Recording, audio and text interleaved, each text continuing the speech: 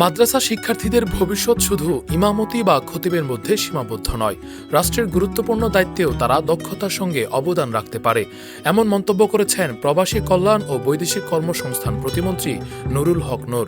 এবং মাদ্রাসার ছাত্রদের তাদের কাজ শুধুমাত্র ইমাম মুয়াজ্জিন হবে সেটা না, সমাজের মৌলিক পরিবর্তনে রাষ্ট্রের গুরুত্বপূর্ণ জায়গা থেকেও তাদের কাজ করতে হবে। রাজধানীর ইঞ্জিনিয়ার ইনস্টিটিউশন বাংলাদেশ আইইবিতে ইতমিনান বোর্ড বাংলাদেশের বৃত্তি প্রদান ও সংবর্ধনা অনুষ্ঠানে প্রধান অতিথির বক্তব্যে তিনি এসব কথা বলেন। আমরা বিশ্বাস করি এই যে সরকারের বিভিন্ন প্রজেক্টের অফিসারদের বিরুদ্ধে দুর্নীতির এত অভিযোগ, তো এই সমস্ত জায়গায় কিছু ভালো মানুষ থাকলে এই দুর্নীতি, এই অনিয়ম এগুলো কমবে। লাইফে কখন কি হয় গ্যারান্টি আছে?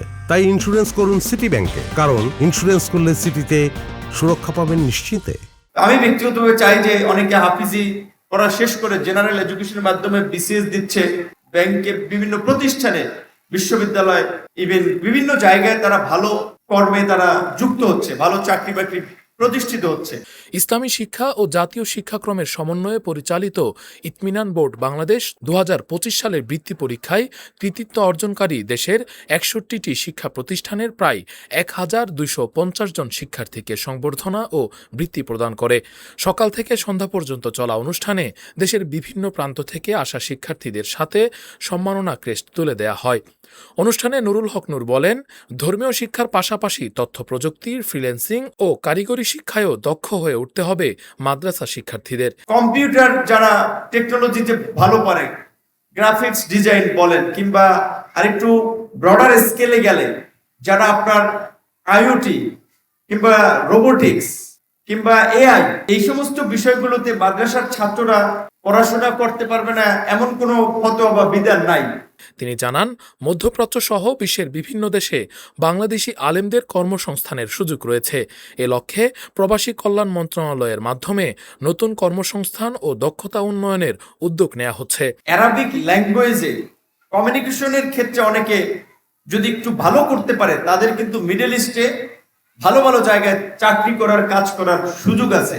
আর তার সাথে যদি একটু কম্পিউটারের স্কিল জানা থাকে তাহলে অফিসের বিভিন্ন জায়গায় অফিসার পদে সে কিন্তু চাকরি করতে পারবে। 2014 সালে প্রতিষ্ঠিত ইতমিনান বোর্ডের অধীনে বর্তমানে দেশের বিভিন্ন অঞ্চলে প্রায় 1000 শিক্ষা প্রতিষ্ঠান পরিচালিত হচ্ছে।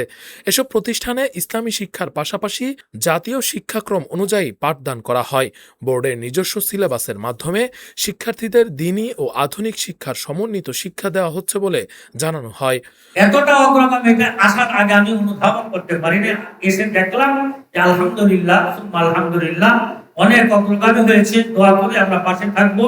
বোর্ডের প্রধান মাওলানা মুফতি মুসা খান বলেন, ভবিষ্যতে আরও বেশি শিক্ষা প্রতিষ্ঠানকে ইতমিনান বোর্ডের আওতায় আনা, প্রযুক্তি নির্ভর মূল্যায়ন ব্যবস্থা চালু এবং আন্তর্জাতিক মানের শিক্ষা কার্যক্রম সম্প্রসারণের পরিকল্পনা রয়েছে। আমাদের যেহেতু নিজস্ব পরিচালিত শিক্ষা প্রতিষ্ঠান আছে, তাই আমরা গার্ডিয়ানদের মুভমেন্টগুলো বুঝতে পারি, গার্ডিয়ানের রিদম বুঝতে পারি, গার্ডিয়ান কখন কি চায়। পরিচালক যদি 100% মেহনত করে, শিক্ষকরা 80% মেহনত করবে।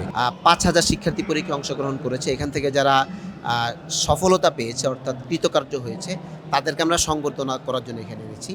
পুরা বাংলাদেশে আমাদের 900 প্রতিষ্ঠান আছে। তিনি বলেন, সাম্প্রতিক সময়ে বিভিন্ন দ্বীনি শিক্ষা প্রতিষ্ঠানকে ঘিরে সামাজিক যোগাযোগ মাধ্যমে বিভ্রান্তিকর তথ্য ও অপপ্রচার ছড়ানো হচ্ছে।